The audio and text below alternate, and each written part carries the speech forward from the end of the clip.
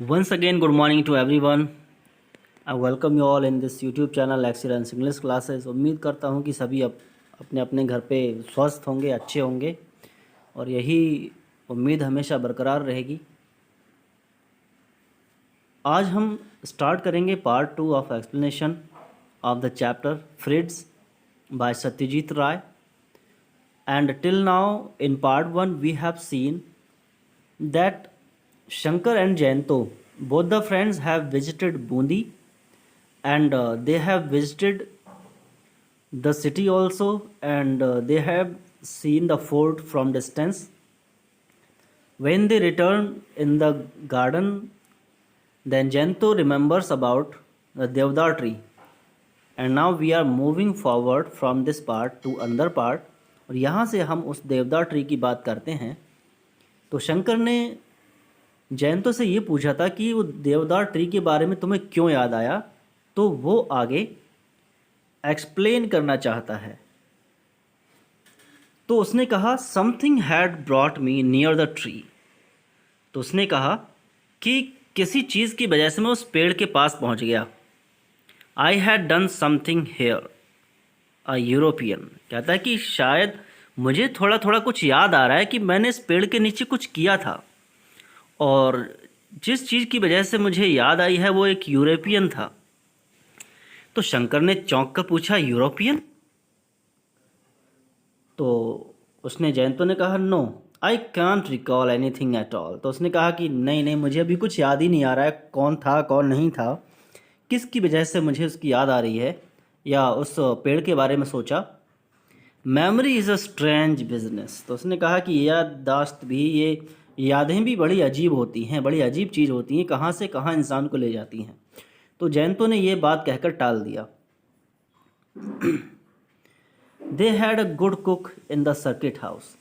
तो शंकर नरेट करता है स्टोरी को। वो कहता है कि उनकी जो फैमिली थी उनके पास एक अच्छा कुक था, खाना पकाने वाला, बहुत अच्छा खाना पकाता था। Later in the evening while we sat at the oval dining table, मतलब उसका जो शेप था डाइनिंग टेबल का, ओवल शेप था, अंडे के जैसा। तो उस पर बैठकर उन्होंने डिनर लिया। तो जयंतो ने कहा the cook they had in those days was called Dilawar. तो जब कुक की बात आई तो जयंतो ने क्या याद किया कि पहले जो हमारा कुक था उसका नाम दिलावर था। He had a scar on his left cheek and his eyes were always red। तो उसने कहा, यानी उसे सारी चीज़ें एक एक कनेक्ट होने लगती हैं, जैसे जैसे आज की चीज़ें उसके सामने आती जाती हैं वो उसको रिकंसाइल करने लगता है, पिछली चीज़ों से रिकनेक्ट करने लगता है। तो उसने कहा कि पहले जो कुक था उसका नाम दिलावर था, उसके लेफ़्ट चीक पर एक स्कार था, यानी एक थोड़ा सा निशान था किसी कटे का, एंड उसकी आंखें हमेशा लाल रहती थीं। But he was an excellent cook. उसने कहा लेकिन कुक बहुत अच्छा था, बहुत अच्छा खाना पकाता था। तो मेमोरी यहाँ पर काम कर रही है।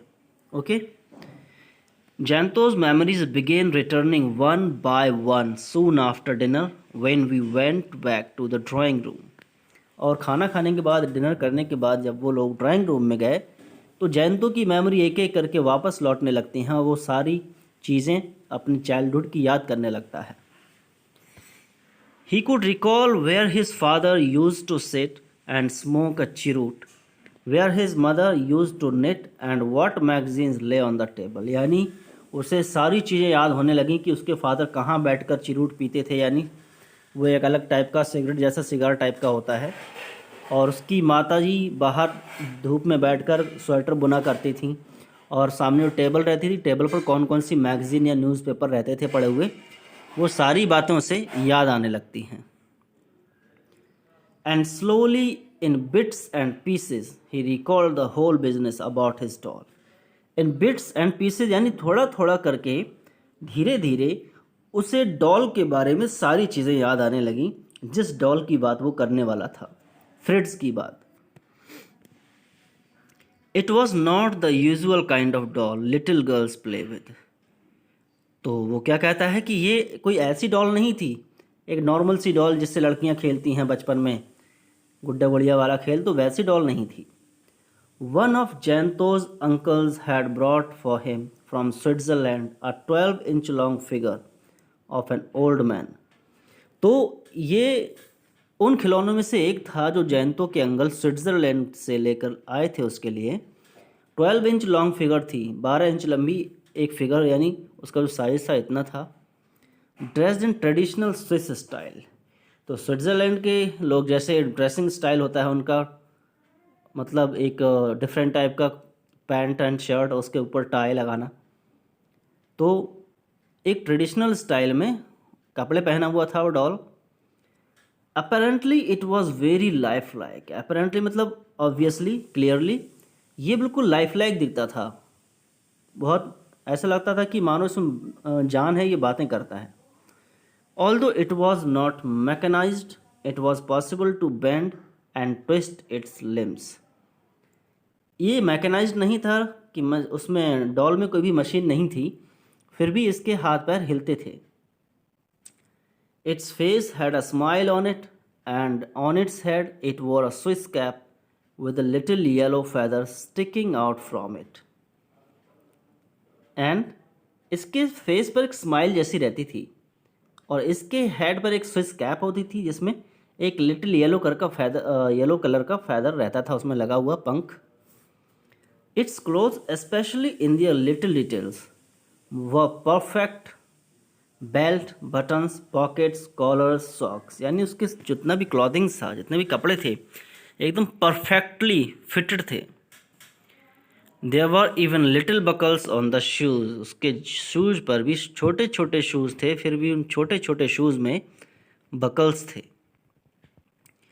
His uncle had return from Europe shortly before Jayanto left for Bundi with his parents, यानी जब उसके चाइल्डहुड की बात है, जब जैंतो अपने पेरेंट्स के साथ बूंदी जा रहा था, तो उससे कुछ टाइम पहले उसके अंकल यूरोप से, यानी स्विट्ज़रलैंड से, उसके लिए वो डॉल लेकर आए थे। The little old man had been bought in a village in Switzerland, यानी स्विट्ज़रलैंड के एक गांव से उसे ख़रीदा गया। The man who sold him had jokingly said to Jayanto's uncle, तो जिस आदमी ने वो बेचा था, जिस आदमी के पास वो डॉल थी, तो उसने जैंतो के अंकल से कहा था, ही इज़ कॉल्ड फ्रिट्ज, कि उसका नाम फ्रिट्ज है। You must call him by this name, he won't respond to any other, तो उसने कहा कि आप रिस्पॉन्ड अगर इससे करना चाहते, इससे बातचीत करना चाहते, तो आपको सिर्फ फ्रिट्ज नाम लेकर इसे बुलाना होगा, तभी ये जवाब देगा, वरना कोई रिस्पॉन्स नहीं मिलेगा। Jayanto said, I had a lot of toys when I was small, तो जैंतो ने अपनी कहानी बताना शुरू कर दी प्रेजेंट टाइम में, कि जब मैं छोटा बच्चा था तो मेरे पास बहुत सारे टॉयज़ थे। My parents gave me practically everything I wanted, perhaps because I was the only child. उसने कहा कि इसकी वजह क्या थी, कि वो एक इकलौता बच्चा था उनका, अपने माँ बाप का, और सब कुछ उसे मिल जाता था जो भी वो चाहता था। But once I had friends I forgot about all other toys, लेकिन जैंतो ने क्या कहा, लेकिन जब से फ्रिट्ज मेरे पास आया, जब से फ्रिट्ज मुझे मिला, तब से दूसरे सभी खिलौने के बारे में भूल गया। I played only with him. A time came when I began to spend hours just talking to him. तो एक ऐसा टाइम आया कि सिर्फ उसी से बात करता रहता था, फ्रिट्ज से बात करता रहता था। Our conversation had to be one-sided. और उनकी जो बातचीत थी वन साइडेड थी, कहने का मतलब सिर्फ जैंतो बोलता रहता था, टॉय कभी रिस्पॉन्ड करने वाला नहीं है। Of course, but Fritz had such a funny smile on his lips and such a look in his eyes that it seemed to me as though he could understand every word. लेकिन Fritz का look ऐसा था, उसका face cut ऐसा था, उसकी smile ऐसी रहती थी चेहरे पर कि मानो सारी बातें सुन रहा है और समझ रहा है। Sometimes I wondered if he would actually converse with me, if I could speak to him in German. तो कभी कभी उसने सोचा कि शायद मैं हिंदी में बात कर रहा हूँ इसलिए नहीं बोल रहा है, तो क्या मैं इससे जर्मन में बात करूँ तो क्या ये बोलेगा। तो ये थॉट उसके माइंड में आता था बचपन में। Now it seems like a childish fantasy, but at that time the whole thing was very real to me. यानी ये कहता है कि अब तो चिल्ड्रंस फैंटेसी लगती है, बच्चों जैसी एक फैंटेसी यानी एक इमेजिनेशन लगती है, बट वो टाइम बहुत रियल था। My parents did warn me not to overdo things but I listened to no one. और उसने क्या कहा कि मेरे पेरेंट्स वार्निंग भी देते थे कि इतना ज़्यादा ओवर डू मत करो चीज़ों को, इतना ज़्यादा ओवर टॉकिंग मत करो, इतना ज़्यादा इसे दिल से मत लगाओ खिलौनों को, लेकिन उसने किसी बात को सुना नहीं। I had not yet been put in a school, so I had all the time in the world for Fritz. तो क्या कहता है, उस टाइम मुझे स्कूल में भी नहीं रखा गया, स्कूल नहीं भेजा जाता था, इसलिए जब जितना भी टाइम था वो सिर्फ फ्रिट्स के लिए था, फ्रिट्स के साथ खेलता रहता था। Jayanto fell silent. अब जयंतो साइलेंट हो गया बोलने के बाद। I looked at my watch and realised it was 9:30 PM। तो जब जयंतो खामोश हो गया तो शंकर ने सोचा कि टाइम 9:30 हो चुका है। It was very quiet outside. बाहर भी बिल्कुल खामोशी थी, लोग सो चुके थे। We were sitting in the drawing room of the circuit house and oil lamp burnt in the room. तो वो लोग सर्किट हाउस के ड्राइंग रूम में बैठे थे और एक ऑयल लैम्प यानी जो तेल वाली डिबिया होती है वही जल रही थी। I asked what happen to the doll. तो शंकर ने पूछा फिर उस डॉल का क्या हुआ। Jayanto was still deep in thought. His answer to my question came so late that by that time I had started to think that he had not heard me at all. तो जयंतो अपने बिल्कुल ख्यालों में खोया हुआ था डॉल के बारे में, और उसका रिप्लाई इतनी देर में मिला कि शंकर ने सोचा कि लगता है इसने मेरी बात को सुना ही नहीं। तो उसने आगे बताना शुरू किया। उसने कहा I had brought it to Bundi. उसने कहा कि मैं इसे बूंदी लेकर आया। It was destroyed here. और ये यहाँ पर आकर डिस्ट्रॉय हो गया। Destroyed how. तो शंकर ने पूछा डिस्ट्रॉय हो गया कैसे। जयंतो साइड। तो जयंतो ने एक लंबी गहरी सांस ली, बताया We were sitting out on the lawn having tea. I had kept the doll by my side on the grass. क्या कहता है कि हम लॉन में बैठे हुए थे, चाय पी रहे थे और फ्रिट्ज घास में रखा हुआ था। I was not really old enough to have tea, but I insisted, and in the process, the cup tilted and some of the hot tea fell on my pants. उसने क्या कहा, मैं बहुत छोटा था, चाय पीने की आदत नहीं थी, यानी पी नहीं पाता अच्छे से, फिर भी बच्चे कहते हैं नहीं नहीं मैं भी पीऊँगा, मैं भी पीऊँगा, चाय पीऊँगा। तो उस तरह से उसने कहा कि चाय का कप थोड़ा टेढ़ा हो गया और जो चाय थी पैंट पर गिर गई उसके। I ran outside to change and came back to find that Fritz had disappeared. तो जब वो अपना कपड़ा चेंज करके वापस लौटा तो उसने देखा फ्रिट्ज गायब हो गया। I looked around and found quite soon that a couple of stray dogs were having a nice tug of war with Fritz.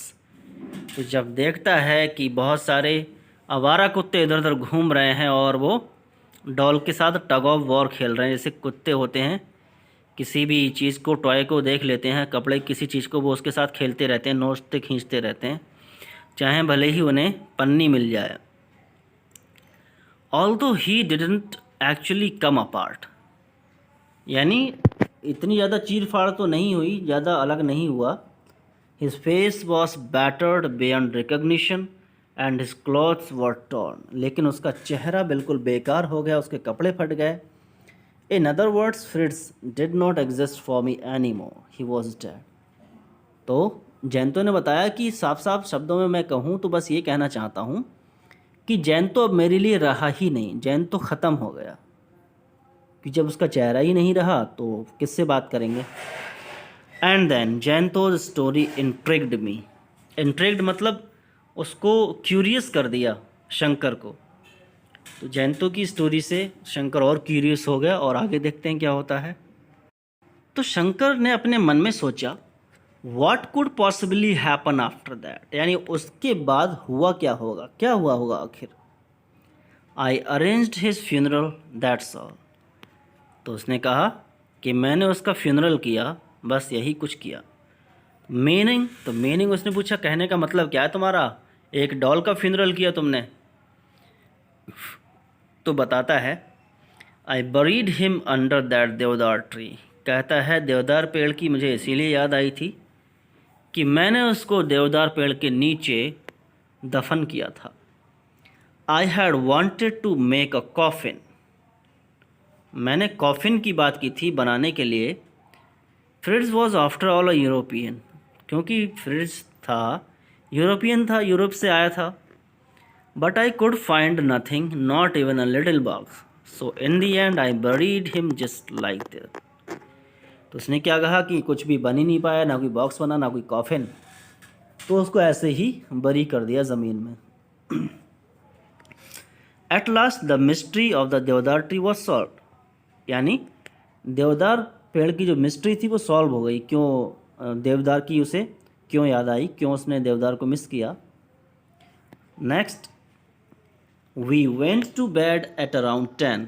Our room was a large one and our beds had been neatly made. कमरा काफ़ी बड़ा था bedroom का और बिस्तर काफ़ी अच्छे तरीके से बिछाया गया। Not being used to doing a lot of working, I was feeling rather tired after the day's activities. यानी शंकर को ज़्यादा घूमने फिरने की आदत नहीं थी, टहलने की आदत, तो उस दिन काफ़ी घूमे फिरे और इस वजह से वो बहुत थक गया था। Besides the bed was very comfortable, और जब बेड काफ़ी कंफर्टेबल हो, अच्छा हो, तो नींद वैसे ही जल्दी आ जाती है। I fell asleep barely 10 minutes after hitting the pillow. और जैसे ही तकिए पर सिर रखकर लेटा, वैसे ही 10 मिनट के बाद उसे नींद आ जाती है शंकर को। अब यहाँ से कहानी और एक अलग मोड़ लेती है कि फ्रिट्ज उसके ऊपर चल के जाता है।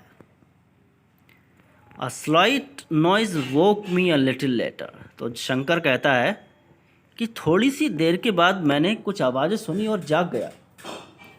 आई turned on my side and found Jayanto sitting up on his bed. तो जब शंकर ने मुड़कर देखा तो जयंतो अपने बेड पर बैठा हुआ था, लेटा हुआ नहीं था। The table lamp by his bed was switched on and in its light it was easy to see the look of anxiety on his face। यानी टेबल लैम्प ऑन थी और उस रोशनी में उसका जो चेहरा दिख रहा था, उसके चेहरे पर एकदम एंग्जाइटी, चिंता, वरी, सारी टेंशन दिख रही थी। आई आस्क, तो शंकर ने पूछा what is it, are you not feeling well, कि क्या हुआ, ठीक तो हो। Instead of answering my question Jayanto asked me one himself. तो जयंतो ने कोई जवाब तो नहीं दिया, लेकिन फिर उसने एक क्वेश्चन पूछा, do you think this circuit house has got small animals. तो जयंतो ने शंकर से पूछा क्या तुम इस बात से एग्री करते हो कि सर्किट हाउस में कुछ छोटे छोटे जानवर हो गए हैं। I mean things like cats और माइस। उसने कहा कि क्या कुछ ऐसी चीज़ें जो कैट्स या माइस की तरह, चूहे बिल्लियों की जैसी कोई चीज़ है। I shouldn't be surprised if it does, why. तो शंकर ने कहा कि अगर ऐसा कुछ है भी तो इससे क्या मतलब है, क्यों पूछ रहे हो ये बात। तो जयंतो बोलता है something walked over my chest, that's what woke me. कहता है कि कुछ ऐसी चीज़ मेरे ऊपर चलकर गई, मेरे सीने पर चलकर, जिस वजह से मैं जाग गया। Rats and mice usually come in through drains. उसने सोचा कि जो रैट्स और माइस होते हैं वो नालियों के थ्रू आते हैं, ड्रेन्स के थ्रू। But I have never known them to climb on the bed. लेकिन चूहे बिल्ली कभी किसी बेड पर तो नहीं चढ़ते।